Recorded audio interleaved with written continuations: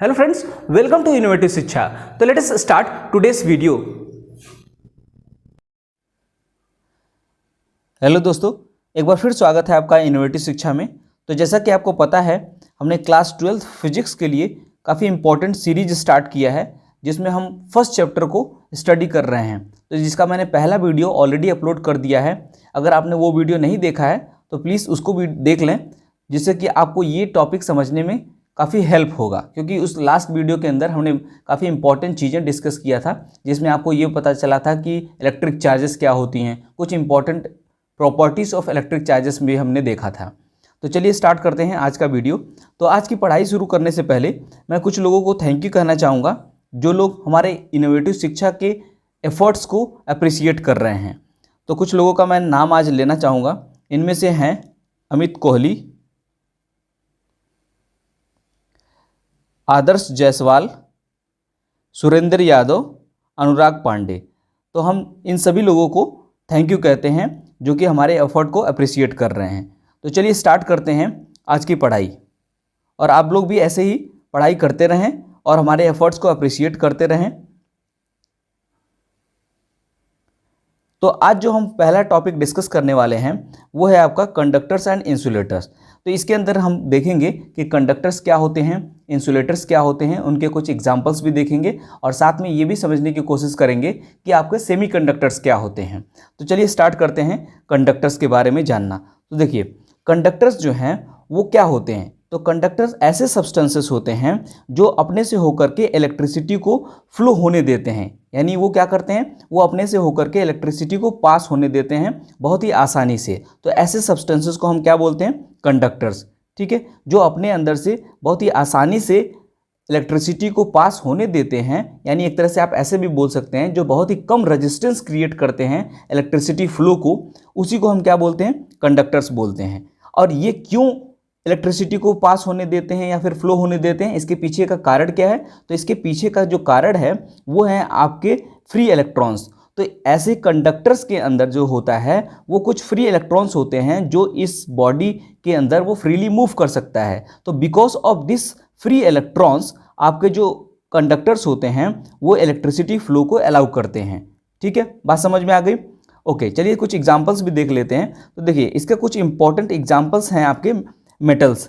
तो ज़्यादातर जो मेटल्स होते हैं वो एक तरह से गुड कंडक्टर ऑफ इलेक्ट्रिसिटी होते हैं। जैसे कि आपका कॉपर हो गया, एल्यूमिनियम हो गया, स्टील हो गया। इसके अलावा और भी हो सकते हैं, जैसे कि आपको गोल्ड है, सिल्वर है। ये सब बहुत अच्छे कंडक्टर माने जाते हैं, लेकिन काफ़ी ये कॉस्टली होते हैं, इसीलिए हम इनका ज़्यादातर इस्तेमाल नहीं करते हैं। मोस्टली हम ज़्यादातर अपने घरों में जो भी वायरिंग वगैरह के लिए इस्तेमाल करते हैं वो या तो कॉपर का होता है या एल्यूमिनियम का होता है।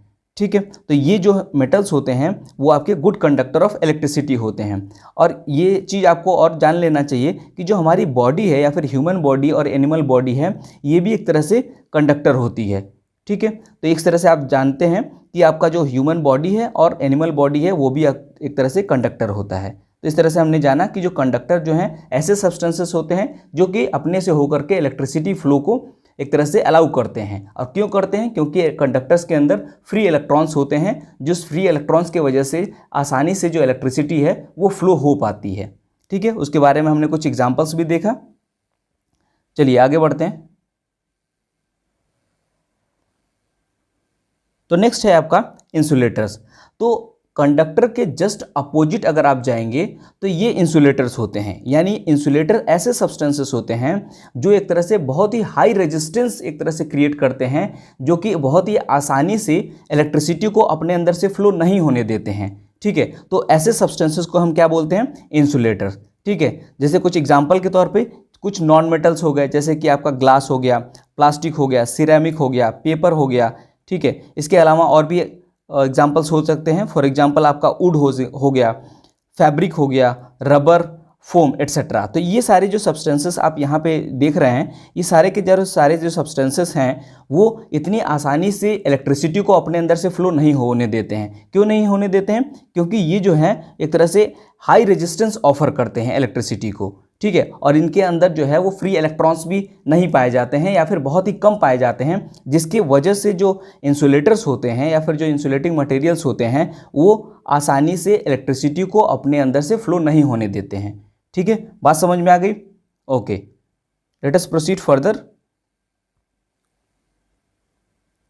तो जो नेक्स्ट हमारा टॉपिक है वो है सेमीकंडक्टर। तो देखिए, अभी आपने पढ़ लिया दो चीज़ों के बारे में, आपने कंडक्टर पढ़ा और इंसुलेटर पढ़ा।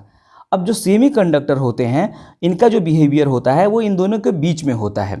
अगर आप इस कंडक्टिविटी की बात देखें तो जो कंडक्टिविटी होती है सेमीकंडक्टर्स की, वो आपके कंडक्टर से कम होती है लेकिन इंसुलेटर से ज़्यादा होती है, ठीक है। लेकिन अगर आप रेजिस्टेंस की अगर बात करते हैं तो ये जो सेमीकंडक्टर्स होते हैं वो इंसुलेटर से कम रेजिस्टेंस एक तरह से प्रोवाइड करते हैं, ठीक है, जिसकी वजह से जो इनका जो नेचर होता है वो इंटरमीडिएट होता है, यानी वो कंडक्टर और इंसुलेटर के बीच में आते हैं, ठीक है। और इसकी जो सबसे खास बात है और जो सबसे इम्पॉर्टेंट प्रॉपर्टी होती है सेमीकंडक्टर की, वो ये होती है कि आप सेमीकंडक्टर की जो प्रॉपर्टीज़ हैं उनको आप एक तरह से चेंज कर सकते हैं या फिर मॉडिफाई कर सकते हैं। और कैसे मॉडिफाई करते हैं? उनके अंदर कुछ हम इम्प्योरिटीज़ ऐड करते हैं जिसको नाम दिया जाता है डोपिंग। यानी आप सेमीकंडक्टर, जैसे सिलिकॉन एक एग्जांपल है सेमीकंडक्टर का, जिसके अंदर हम क्या करते हैं, इम्प्योरिटीज़ ऐड करते हैं जिसको हम डोपिंग बोलते हैं। यानी डोपिंग के माध्यम से आप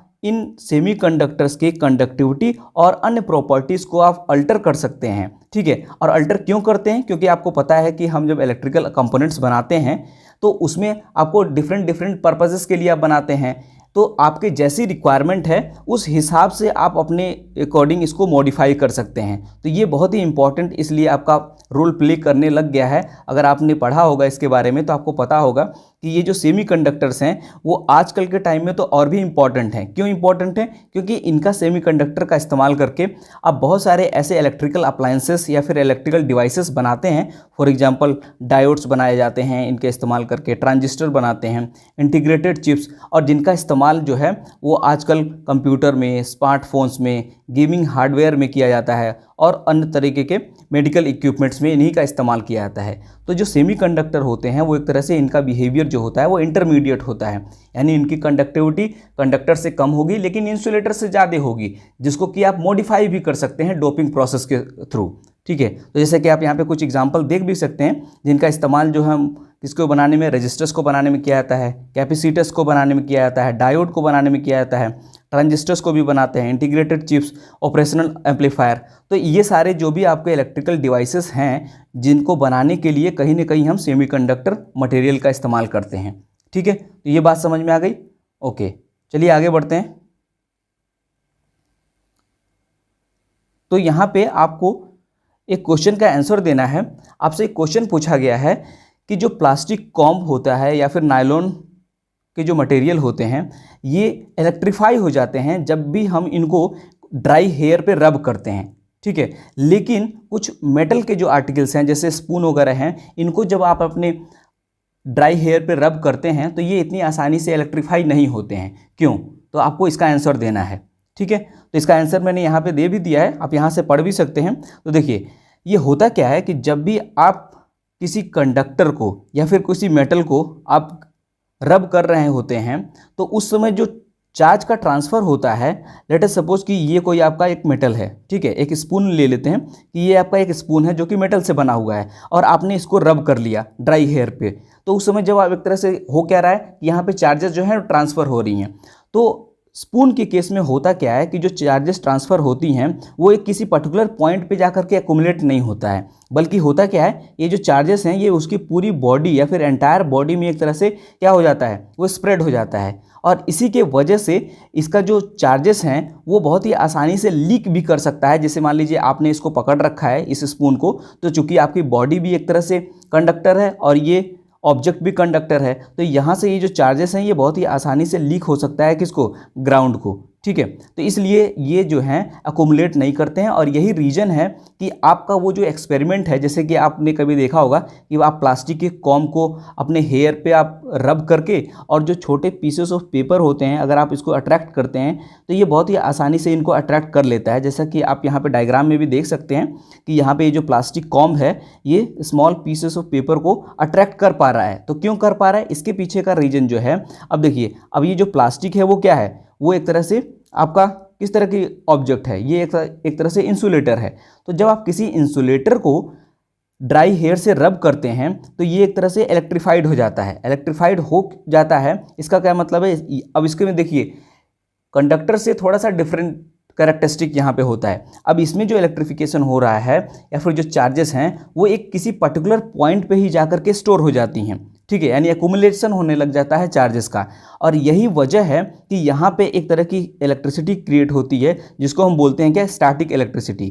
तो इस स्टैटिक इलेक्ट्रिसिटी के वजह से ही ये जो आपके ऑब्जेक्ट हैं, जो पीस ऑफ पेपर है, वो इनको अट्रैक्ट कर पा रहा है, ठीक है। तो ये हमको समझ में आ गया कि जो आपके जो कंडक्टर हैं, कंडक्टर में जब इलेक्ट्रॉन ट्रांसफ़र हो रहा है या फिर जो चार्जेस ट्रांसफ़र हो रही हैं तो वो किसी पर्टिकुलर पॉइंट पे अकोमुलेट ना होकर के पूरे एंटायर सरफेस पे एक तरह से डिस्ट्रीब्यूट हो जा रहा है, जो कि बहुत ही आसानी से ये लीक आउट हो जाता है चार्जेस किसको, ग्राउंड को, जिसके वजह से ये इलेक्ट्रीफाइड नहीं हो पाता है। लेकिन अगर किसी आप ऐसे ऑब्जेक्ट को, जैसे कि आपका प्लास्टिक मटेरियल है, इसको आप रब करते हैं तो ये इलेक्ट्रीफाई हो जाता है, क्योंकि ये जो इंसुलेटर होते हैं इनकी ये प्रॉपर्टी होती है कि ये उसी प्लेस के ऊपर ही एक तरह से सारे चार्जेस अकुमुलेट हो जाते हैं, जहाँ से आपको एक तरह की स्टैटिक इलेक्ट्रिसिटी जनरेट हो जाती है। एंड बिकॉज ऑफ दिस आपके जो ऑब्जेक्ट्स हैं इनको ये अट्रैक्ट कर पाता है, ठीक है, समझ में आ गया।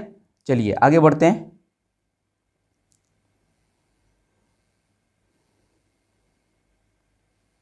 ओके, तो हमारा जो नेक्स्ट टॉपिक है वो आज हम पढ़ने वाले हैं ग्राउंडिंग और अर्थिंग। तो ये क्या होता है, क्योंकि इसका इस्तेमाल जो है आपने कहीं ना कहीं अपने घरों में देखा होगा कि चीज़ों को ग्राउंडिंग किया जाता है, यानी इलेक्ट्रिकल अप्लायंसेस या फिर जो मेन सप्लाई होती है उसको ग्राउंड किया जाता है। तो ये होता क्या है, इसके बारे में थोड़ा हम डिटेल में स्टडी करते हैं। तो पहले ये समझने की कोशिश करते हैं कि आपका ग्राउंडिंग या फिर अर्थिंग जो है वो होता क्या है। तो देखिए, जब भी किसी आप चार्ज बॉडी को आप अर्थ के कॉन्टैक्ट में जब लेकर के जाते हैं तो जो इस बॉडी के ऊपर एक्सेस चार्ज होती है वो ट्रांसफ़र हो जाती है, ठीक है, या फिर इसके अंदर से डिसअपियर होने लग जाता है अर्थ को। तो ये जो प्रोसेस है जिसमें कि आपके जो चार्जेस हैं वो एक तरह से ट्रांसफ़र हो रही हैं या फिर शेयर हो रही है किसके साथ, अर्थ के साथ। तो ये जो शेयरिंग ऑफ चार्जेस होती है, इसी फिनोमेना को ही हम क्या बोलते हैं, ग्राउंडिंग और अर्थिंग। और ये जो ग्राउंडिंग और अर्थिंग है ये बहुत ही इंपॉर्टेंट एक तरह से आपका सेफ्टी मेजर होता है। किसके लिए, जो भी हम घरों में इलेक्ट्रिकल सर्किट का यूज़ करते हैं या फिर इलेक्ट्रिकल अप्लायंसेस यूज़ करते हैं, इनको एक तरह से प्रोटेक्ट करने का या फिर सेफ्टी मेजर्स करने का काम करता है ये। तो इस तरह से आप देख सकते हैं कि जो ग्राउंडिंग और अर्थिंग है ये हमारे इलेक्ट्रिकल अप्लायंसेस को भी कहीं ना कहीं बचाने में काम करता है। इसलिए हम घरों में जितने भी इलेक्ट्रिकल अप्लायंसेस होती हैं उसको में क्या करते हैं, उसमें ग्राउंडिंग और अर्थिंग किया जाता है, ठीक है। तो चलिए देख लेते हैं कि इसको करते कैसे हैं, इसका मेथड क्या होता है, यानी आप जो मेथड ऑफ अर्थिंग के बारे में थोड़ा स्टडी कर लेते हैं। तो देखिए, अब इसको करने का जो तरीका है वो बहुत ही सिंपल तरीका है। आपको करना क्या होता है, जैसे मान लीजिए आपका मेन स्विच कहीं पे है, ठीक है। अब यहाँ पे आपको ग्राउंड के अंदर एक मेटल प्लेट जो है, एक थिक मेटल प्लेट को आप बरी कर देते हैं, यानी इसके अंदर ज़मीन के अंदर आप लगा देते हैं और यहाँ से वायर्स, एक तरह से थिक वायर्स को एक तरह से निकाल देते हैं। उसके बाद जो आपकी मेन स्विच होती है या फिर जो मेन सप्लाई होती है, यहाँ से कुछ वायर्स को हम ला करके इसके अंदर कनेक्ट कर देते हैं। तो जब भी कुछ एक तरह से फ्लक्चुएशन होता है या फिर कुछ इस तरह से प्रॉब्लम क्रिएट होता है तो जो एक्सेस चार्जेस होती हैं वो एक तरह से ग्राउंड को ट्रांसफ़र हो जाती है, ठीक है। और आपने ये भी देखा होगा कि जो हमारे घर के अंदर जो वायरिंग वगैरह की जाती है उसमें हम क्या करते हैं, उसमें 3 तरह के वायर का इस्तेमाल किया जाता है। आपका जो फर्स्ट वायर होता है उसको लाइव होता है, सेकंड वायर है इसको हम न्यूट्रल बोलते हैं, और जो थर्ड वायर है उसको हम अर्थ बोलते हैं। जैसा कि आप यहाँ पे देख भी सकते हैं, ये जो प्लग्स वगैरह बनाए जाते हैं इसमें भी आपने देखा होगा कि 3 तरीके के प्लग्स होते हैं। तो अब ये तीनों का क्या काम है, क्या फंक्शन है, इसको भी हम देख लेते हैं। तो देखिए, आपका ये वाला वायर जो है वो आपका लाइव वायर्स है, ये आपका न्यूट्रल है और ये अर्थ है। तो तीनों का क्या फंक्शन होता है, तो देखिए जो लाइव और जो न्यूट्रल है, ये जो वायरिंग की जाती है ये बेसिकली इनका जो मेन फंक्शन ये होता है कि ये पावर स्टेशन से एक तरह से करंट को एक तरह से लेकर के आते हैं, ठीक है। जैसा कि आप यहाँ पे देख भी सकते हैं कि जिसमें लिखा है कि the first two carry electric current from the power station and the third is earth by connecting it to the buried metal plate. यानी आपका ये जो 2 वायर्स, यानी कौन कौन से, लाइव और न्यूट्रल, इनका इस्तेमाल किस लिए किया जाता है, यानी जो पावर स्टेशन से एक तरह से इलेक्ट्रिक करंट को लेके आने में किया जाता है। और आपका जो थर्ड वायर जो कि अर्थ है उसको एक तरह से हम कहीं ना कहीं जो मेटल का प्लेट हमने बरी किया था उससे कनेक्ट कर देते हैं कि जिससे कि जो एक्सेस चार्जेस हैं वो एक तरह से ट्रांसफ़र हो जाएगा, यानी उसके साथ अर्थ के साथ शेयर हो जाएगा। और इससे होता क्या है, इससे जो आपके जो इलेक्ट्रिकल अप्लायंसेस हैं वो एक तरह से ख़राब होने से बच भी जाती हैं। तभी आपने देखा होगा कि जो घरों में हम इलेक्ट्रिक आयरन या फिर रेफ्रिजरेटर, टीवी, जितने भी एक तरह से हम इलेक्ट्रिकल अप्लायंसेस का इस्तेमाल करते हैं उसमें आपको इस तरह से 3 आपके प्लेट लगाए जाते हैं या फिर 3 प्लग होते हैं, जिसमें 2 का इस्तेमाल आप एक तरह से करंट लाने में करते हैं और जो थर्ड वाला होता है वो अर्थिंग के लिए किया जाता है कि जब भी कोई भी फॉल्ट होता है तो या फिर आपकी जो बॉडी है कहीं ना कहीं टच कर जाती है तो उससे क्या होता है कि जो एक्सेस चार्ज होती है वो अर्थ को एक तरह से ट्रांसफ़र हो जाती है, जो कि हमारा कहीं ना कहीं एक तरह से इंजरी होने से बचा लेता है। अदरवाइज़ क्या होगा कि अगर आपने ये वाला काम नहीं किया है, अर्थिंग वाला काम नहीं किया है, अगर आपने गलती से टच कर दिया तो आपने कई बार एक तरह से फील भी किया होगा कुछ बहुत तेज़ आपको शॉक लगता है, यानी इलेक्ट्रिक करंट का शॉक लगता है। तो इस तरह के शॉक से बचने के लिए हम क्या करते हैं, इसको अर्थिंग को किया जाता है। ठीक है, बात समझ में आ गई? ओके, तो यहाँ पे इस डायग्राम के अंदर भी आप देख भी सकते हैं कि आपके इस तरह से 3 वायर्स होते हैं, एक होता है अर्थ, दूसरा है न्यूट्रल और तीसरा है लाइव। तो ये बात हमको समझ में आ गई कि अर्थिंग क्या होती है, ग्राउंडिंग क्या होती है, अर्थिंग और ग्राउंडिंग क्यों किया जाता है, कैसे किया जाता है।